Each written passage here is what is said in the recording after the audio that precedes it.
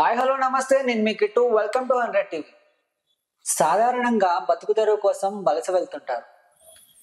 ఒక ఊరు నుంచి మరొక ఊరికి, ఒక రాష్ట్రం నుంచి మరొక రాష్ట్రానికి, ఒక దేశం నుంచి మరొక దేశానికి కూడా వెళ్తుంటారు.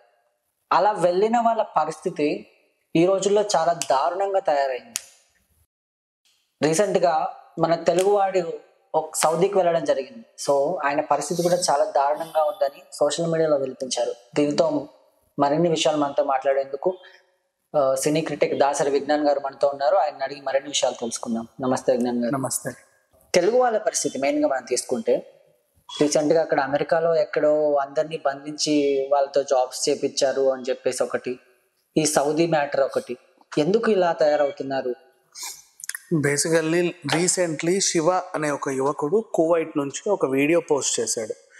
నేను ఇక్కడ ఎడారిలో చిక్కుకున్నాను, నన్ను కాపాడండి, తీసుకురండి అని చెప్పి పోస్ట్ చేస్తే అది కాస్త సోషల్ మీడియాలో బాగా వైరల్ అయ్యి అలా లోకేష్ గారి దగ్గరికి వెళ్ళింది.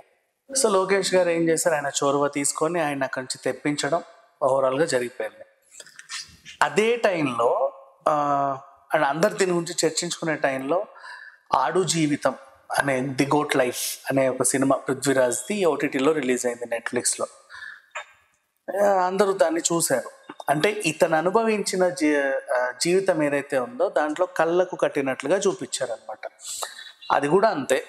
ఇప్పుడు ఇక్కడ ఏం జరుగుతుందంటే, పెళ్లి చేసుకున్నావు, పని చేయాలి, ఏం చేయాలి అని అడిగితే అవుట్ ఆఫ్ పంపిస్తున్నారు వీళ్ళని. కువైట్, ఖత్తర్ అండ్ ఇంకా కొన్ని ఉన్నాయి సౌదీ ఎడారి ప్లేస్లలో. ఆ ఎడారి ఏరియాలలో కొంతమంది ఏంటంటే మేకలని, ఒంటెలని, యాక్చువల్గా ఒంటెలనే పెంచుతారు. వాళ్ళకి అవసరం, ఎడారిలో నడవాలంటే ఒంటెలే కావాలి. ఎలాగూ ఒంటెలు నడుస్తున్నాయి కదా అని వాటితో పాటు మేకలు, గొర్రెలు కూడా పెంచుతున్నారు, పొట్టేలు ఇలాంటివి. అంటే సిటీలో అమ్ముకోవచ్చు మాంసం కోసం. కానీ వాటిని చూసుకోవడానికి ఒకరు కావాలి. ఉన్నాయి, ఆ ఫామ్ అట్లా ఉంది, కానీ ఆ ఫామ్ని చూసుకోవడానికి ఒకరు కావాలి. అలా కావాలి అంటే అక్కడక్కడ వాళ్ళేమో పనిచేయడానికి సిద్ధంగా లేరు. ఎడారి ప్రాంతం, అమ్మో మేము రామని. ఇక్కడ ఏజెంట్లకి, దళారీలకి చెప్తారు ఎవరినైనా తీసుకురా అని, మీకు కువైట్లో జాబ్ ఇప్పిస్తాము, మంచి జాబ్, అక్కడికి వెళ్ళండి అని చెప్పి బాదరా బందీ లేని వాళ్ళని లేదా చిన్న ఫ్యామిలీ ఉన్న వాళ్ళని, వీళ్ళని ఏమైనా చేసినా ఎవరు అడగరు అనుకునే అట్లాంటి వాళ్ళని ఎంచుకొని తీసుకెళ్తారు. దానికి మళ్ళీ 3 లక్షలు, 2 లక్షలు, 30,000, 40,000, 50,000 అండ్ అంటే నీకు ఫ్లైట్ ఖర్చులకి ఇంత ఉంటాయి, అక్కడ అకామిడేషన్కి ఇంత ఉంటుంది, నువ్వు వెళ్ళడానికి ఇది, రావడానికి ఇది, దీనికి ఇది, దానికి ఇది అని చెప్పి ఏదో ఒకటి తీసుకొని వాళ్ళ దగ్గర 3-4 లక్షలు దొబ్బేసి వీళ్ళని పంపించేస్తారు.